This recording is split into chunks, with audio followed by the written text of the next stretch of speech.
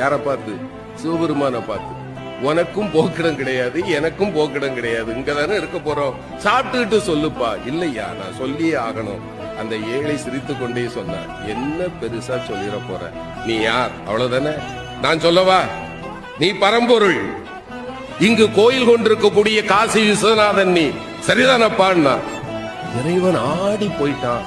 ஞானிகளாலும் கண்டுகொள்ள முடியாத என்னை மகனே நீ எப்படிப்பா கண்டுகொண்டாயின்னா. அந்த ஏழை சொன்னா, இந்த ஊர்ல யாருமே என்ன மனுஷனா பார்க்க மாட்டாங்க ஐயா, என்ன பார்த்தா 100 அடி தள்ளி போயிடுவாங்க.